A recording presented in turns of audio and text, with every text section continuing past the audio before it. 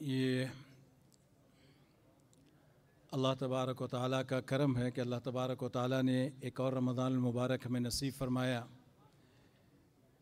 رمضان المبارک یہ وہ مبارک گھڑیاں ہیں کہ جس کو مل جائے آدمی اپنی دنیا کے ساتھ آخرت بھی بنا لے۔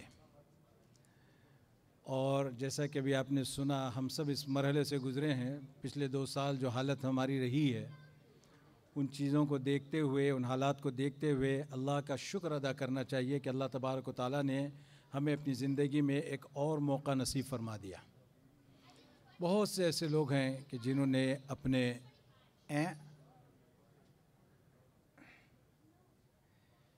نے بہت سے اپنے عزیزوں کو کھویا ہے۔ میرے اپنے کئی فرسٹ کزنس بہت ینگ ایج میں جو ہے نا اللہ کو پیارے ہوئے اس حالات کی وجہ سے۔ یہ تقریباً ہر گھر میں سمجھے کہ یا تو آپ کے رشتہ داروں میں یا تو پھر آپ کے جاننے والوں میں، اپنے دوست احباب میں، ہر ایک کے ساتھ یہ مرحلہ گزرا ہے۔ اس وجہ سے ہم کو اس کا احساس کرتے ہوئے اللہ کا بہت زیادہ شکر ادا کرنا چاہیے، کیونکہ یہ گھڑیاں جن کو اللہ تبارک و تعالیٰ دیتے ہیں وہ نصیب والے ہوتے ہیں۔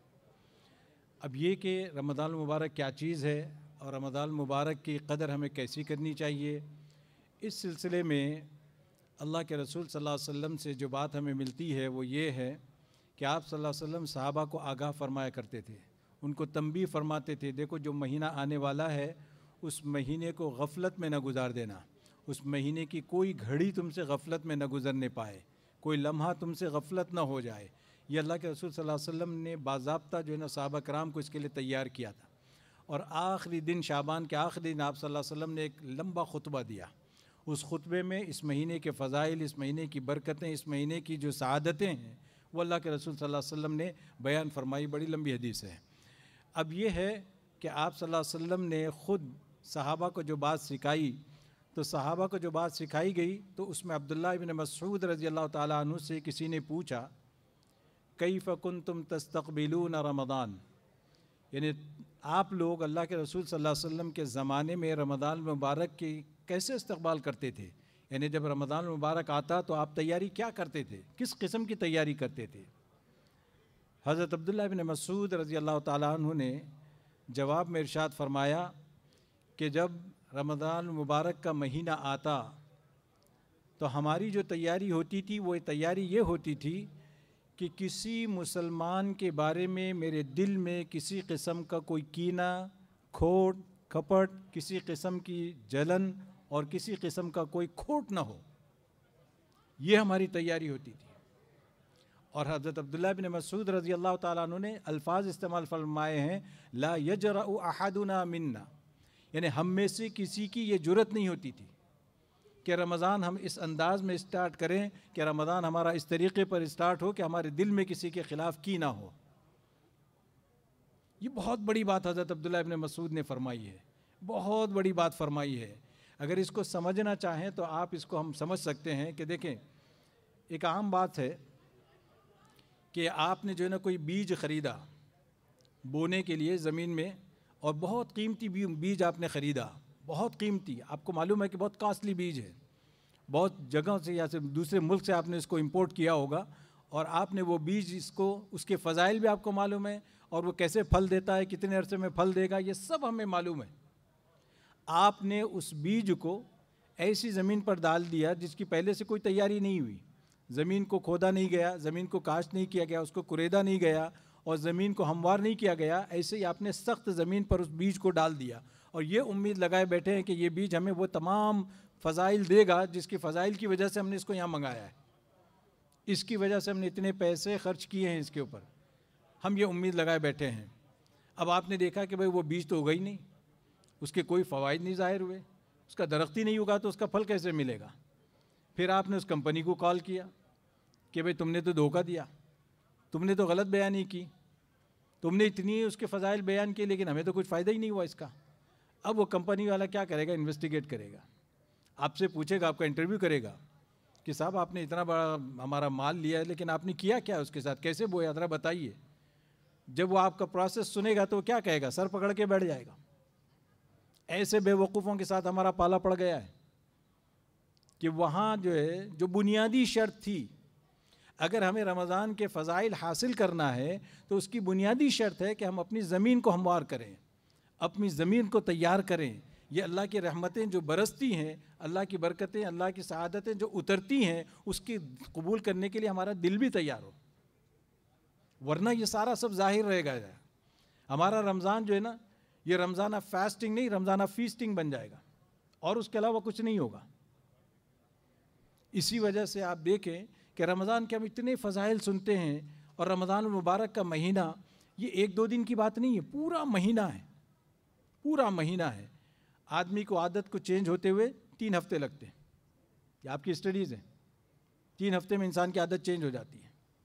3 ہفتے تو کیا، اللہ نے ایک اور ہفتہ ہمیں ایک اضافہ لگایا اس میں، اس کے باوجود بھی ہم رمضان کے بعد پھر ویسے ہی بن جاتے ہیں.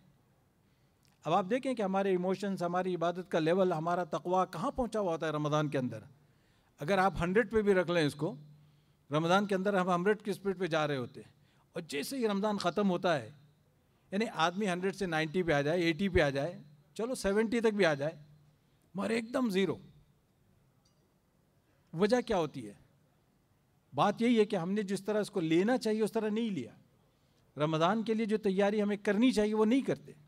اور ہم جو رمضان کی تیاری کرتے ہیں وہ مادی تیاری ہوتی ہے. 2 قسم کی تیاریاں ہوتی ہیں، ایک تیاری دنیاوی ہوتی ہے اور ایک تیاری روحانی ہوتی ہے. جو مادی تیاری ہوتی ہے وہ تو ہم پوری کرتے ہیں، یہ خرید لیا، وہ خرید لیے، کپڑے خرید لیے، پھر کیا کیا چیزیں بنے گی اور کیا کیا چیزیں ہوں گی پکوان کے لحاظ سے، یہ ساری تیاری ہم کر لیتے ہیں رمضان کے حوالے سے. جب بات آتی ہے روحانیت کی، جب بات آتی ہے کہ روحانی طور پر ہم نے کیا تیاری کی ہے، اس کی طرف ہماری توجہ نہیں ہوتی. تو اس کے لیے اللہ کے رسول صلی اللہ علیہ وسلم کے صحابہ میں سے حضرت عبداللہ ابن مسعود رضی اللہ تعالیٰ عنہ کا یہ جو فرمان ہے، یہ ہم سب کو اپنے دل پر لکھ لینا چاہیے.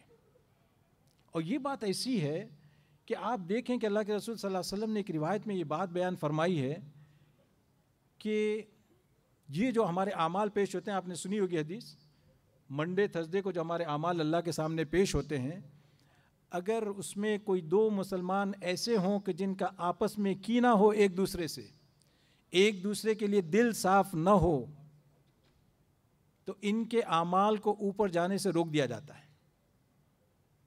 کہا کہ ان کے معاملے کو چھوڑ دو، جب یہ اپنا معاملہ صاف کریں گے تب ان کے اعمال ہمارے پاس آنے دو. یعنی اتنی حقارت کے ساتھ اس کو جو ہے نا ٹھکرا دیا جاتا ہے. جب ہمارے اعمال ہی ٹھکرا دیے جائیں گے تو پھر ہمارے پاس رحمتیں کیسے آئیں گی اللہ کی. تو یہ جو بنیادی چیز ہے اس پہ غور کرنے کی ضرورت ہے. انسان ہے، غلطیاں ہر ایک سے ہوتی ہیں. اگر کسی سے کوئی ایسی غلطی ہو جاتی ہے تو اس کا طریقہ یہ ہے کہ آپ جو ہے معاملے کی صلح صفائی کر لیں، بات چیت کر لیں. سامنے برا ہو جائے گا انسان ایک آدھ مرتبہ، لیکن اس سامنے والے کو یہ معلوم ہو جائے گا کہ بھئی یہ آدمی جیسا بھی ہے لیکن دل کا صاف ہے. زبان کا شاید منہ پھٹ ہو، لیکن ایک زبان اس کی ایسی ہو لیکن دل صاف ہے اس کا، آپ کو خود بھی اندازہ ہو جائے گا. اور دل کی صفائی یہ انتہائی ضروری ہے، اور یہی وہ بنیاد ہے جو کمیونٹیز کو جوڑ کے رکھتی ہے. یہ جو آپ نے دیکھے ہوں گے نا، دنیا بھر کے اندر بڑے بڑے کانفرنسیں ہوتی ہیں، بڑے بڑے جو ہے نا اجتماعات ہوتے ہیں، بڑا پیسہ اس پہ خرچ کیا جاتا ہے، کسی طرح سے یونٹی قائم کی جائے. یہ سب جو ہے نا بات وہی ہے، جیسے میں نے کہا نا، قیمتی سے قیمتی بیج خریدنے کی کوشش کی جاتی ہے. یہ بھی کانفرنس کر لی جائے، فلانے کو بلا لیا جائے، فلانے کو کر لیا جائے. جو کرنے کا کام ہے زمین کو ہموار کرنے کا، ہم وہی نہیں کرتے. اور پھر اس کے بعد کہتے ہیں کہ بھئی ہم نے تو اتنا پیسہ خرچ کر دیا، اتنی کانفرنسیں کر لی، اتنے لوگوں کو بلایا اور اتنے ایکسپرٹس کو بلایا، حاصل کچھ نہیں نکلا. پرابلم تو ہمارے پاس ہے، اندر ہے پرابلم. اس کو جب تک ہم فکس نہیں کریں گے یہ کام نہیں ہوگا.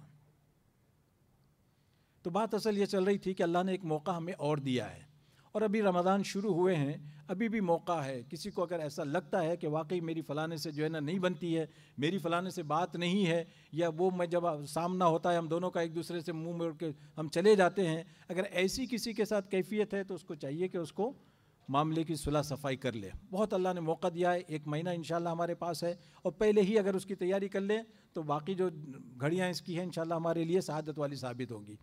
اور جیسے کہ یہ قرآن مجید آج شروع کیا گیا ہے، قرآن مجید میں سب سے پہلی سورت جو آتی ہے وہ سورہ فاتحہ کے نام سے. سورہ فاتحہ کو جو ہے نا، جیسا کہ معلوم ہے کہ یہ بالکل ابتدائی ہے، تمہید کہا جاتا ہے. پورے قرآن کی یہ تمہید ہے. اور اللہ تبارک و تعالیٰ نے اس کا ایک دوسرا نام بھی حدیث میں آتا ہے، ام الکتاب، یعنی جو ہے نا کتاب کی جو اساس ہے، بنیاد ہے.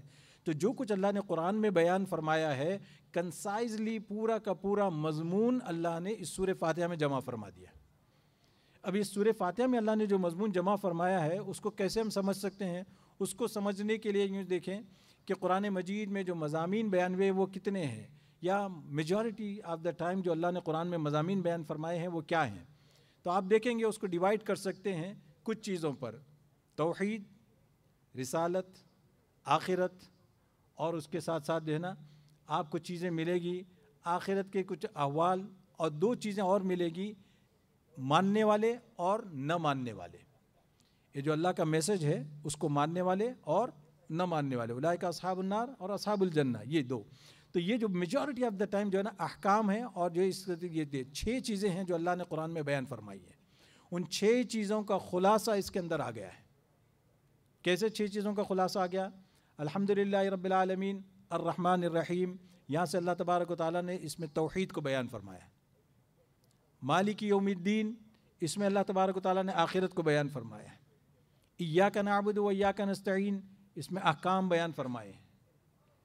اب اس کے بعد ہے اہدنا الصراط المستقیم، اللہ تبارک و تعالیٰ نے یہاں سے جو ہے نا ان کی وہ بتائی ہے. اب اگر آپ اس کی ایک اور کیٹیگری شامل کر لیں قرآن کے اندر، جو دعائیں وہ آگئی اس کے اندر اہدنا الصراط المستقیم کے اندر، اور دو ہیں ماننے والے اور نہ ماننے والے. صراط الذین انعمت علیہم، یہ ماننے والے، اور غیر المغضوب علیہم ولا الضالین، یہ نہ ماننے والے. ان کو اللہ تبارک و تعالیٰ نے اس میں شامل فرما دیا. پھر نہ ماننے والوں کی 2 قسمیں کر دی. ایک نہ ماننے والے ایسے ہوتے ہیں جو جانتے بوجھتے نہیں مانتے، یعنی ان کو معلوم ہے کہ یہ سچ ہے، اس کے باوجود بغض کی وجہ سے، ضد کی وجہ سے، کبر کی وجہ سے، تکبر کی وجہ سے نہیں مانتے. اور اس سے جو ہے نا مراد یہود ہیں، کیونکہ ان کا یہ خاصہ رہا ہے. آج اگر جو قرآن پڑھا گیا ہے اس کا اگر ہم مفہوم سمجھتے ہوں تو اللہ تبارک و تعالیٰ نے بہت تفصیل سے یہ بیان فرمایا ہے. یا بنی اسرائیل اذکروا نعمتی التی، یہ 4 رکوع جو وہاں سے شروع ہوتا ہے، وہاں سے اللہ تبارک و تعالیٰ نے ان کی ساری حرکتیں گنوائی ہیں کہ انہوں نے کیا کیا کیا ہے، ان کے کیا کیا جرم ہیں، اور انہوں نے کیسی کیسی حرکتیں کی ہیں، اللہ نے اس کو گنوایا ہے. اور بالکل پہلے پارے کے ختم آخر تک یہ مضمون چلا جا رہا ہے، بہت دور تک، کہ کس طرح انہوں نے جو ہے نا انبیاء کو قتل کیا، کس طرح انہوں نے اللہ کے خلاف بہتان لگائے، اور کس طرح انہوں نے جو ہے یہ جھوٹی کتابیں اپنے ہاتھوں سے لکھ لی، اور لکھ کے جو ہے نا کہتے ہیں کہ بھئی اللہ کی طرف سے آئی ہیں. اور اس طریقے سے بہت سی چیزیں اللہ تبارک و تعالیٰ نے ان کی بیان فرمائی ہے. ان کا بچڑے کو پوجنا، اور اسی طریقے سے سارے ان کے جرائم اللہ تبارک و تعالیٰ نے اس کے اندر بیان فرمائے. اور دوسرا ہے کہ آدمی کبھی جو ہے غلط راستے پر چل پڑتا ہے نہ جاننے کی وجہ سے، معلومات نہ ہونے کی وجہ سے، ان کا بھی آ گیا ولا الضالین کے اندر. تو اس طریقے سے آپ دیکھیں سورہ فاتحہ کو اللہ تبارک و تعالیٰ نے ایک کنسائز کر کے ہمارے سامنے رکھ دیا ہے. اس کو اگر آپ سمجھ لیتے ہیں تو قرآن مجید کے تمام مضامین پر آپ کی ایک غائرانہ نظر پڑ جاتی ہے. اور اس کے بعد جو سورہ بقرہ ہے، سورہ بقرہ کا جیسے کہ معاملہ ہم بارہا یہ سن چکے ہیں. ابتدا ہی میں اللہ تبارک و تعالیٰ نے لوگوں کی 3 قسمیں بیان فرما دی، ایک ماننے والے، دوسرے نہ ماننے والے، اور تیسرے جو ہے نا درمیان کے. درمیان کے نہیں جی منافق.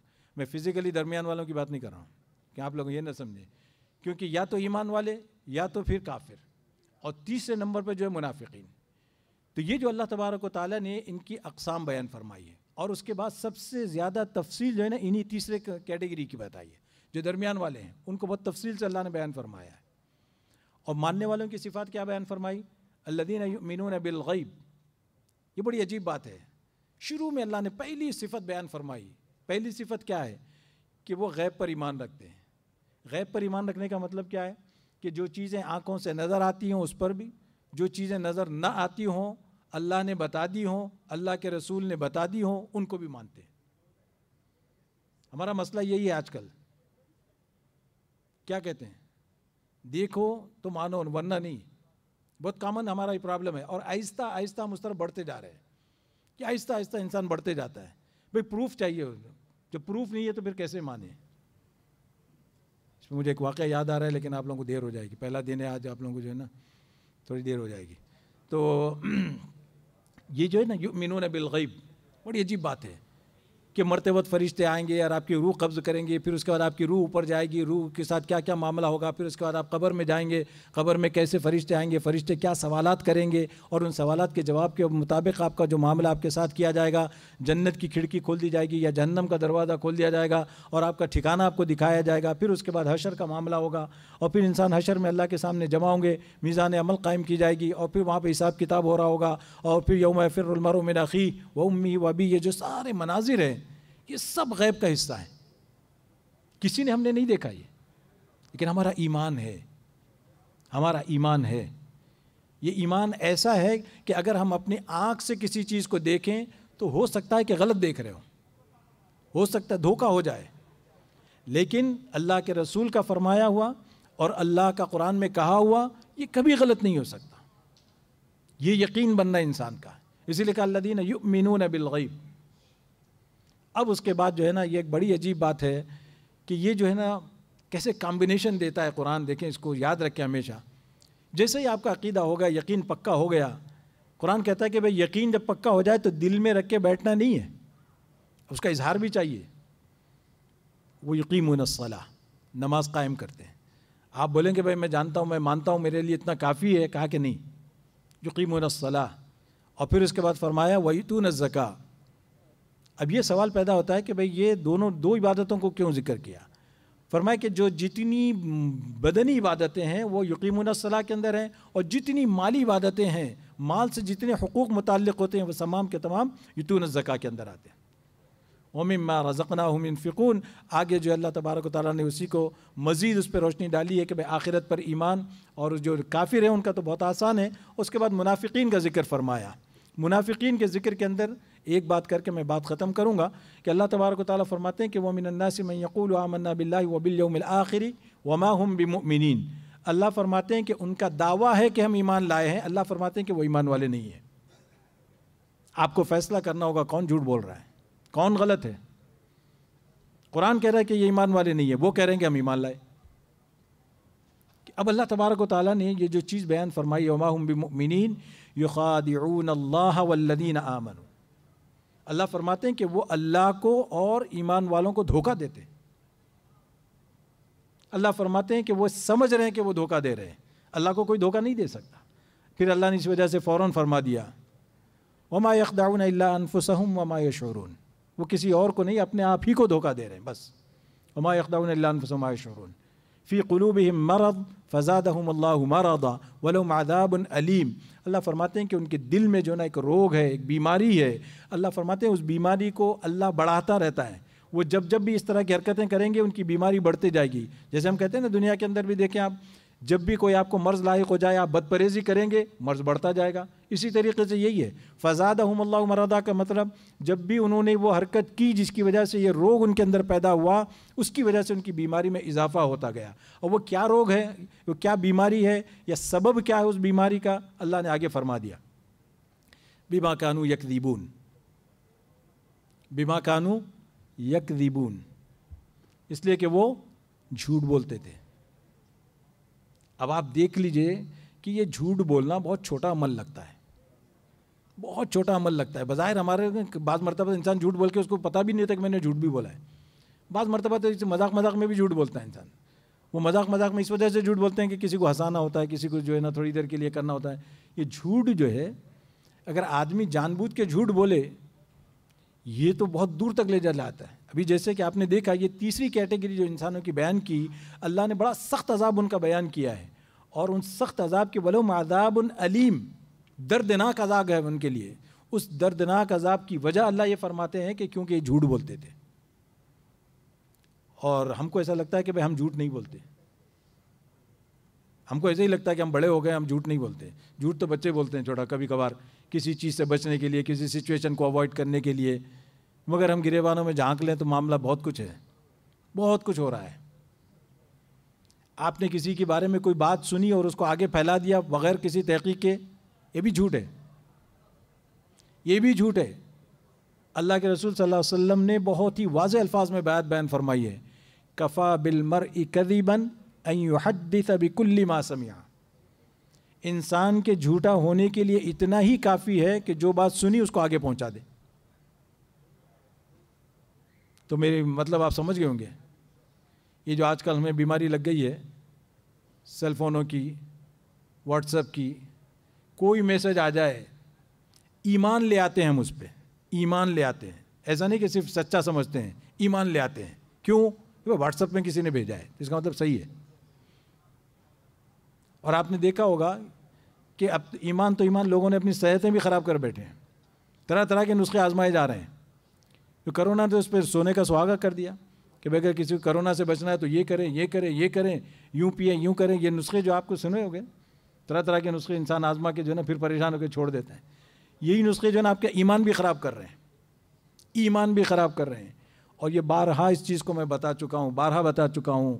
میں نے کئی ایسے میسیجز کو چیک کیا میں نے اپنے طور پر، جس میں حوالہ ہوتا ہے بخاری شریف 100 کتاب 100 حدیث نمبر، ترمذی شریف 100 حدیث نمبر، مسلم شریف، کتابوں کے نام ایسے دے دیں گے کہ آدمی جو ہے نا وہیں پہ مروب ہو جائے گا.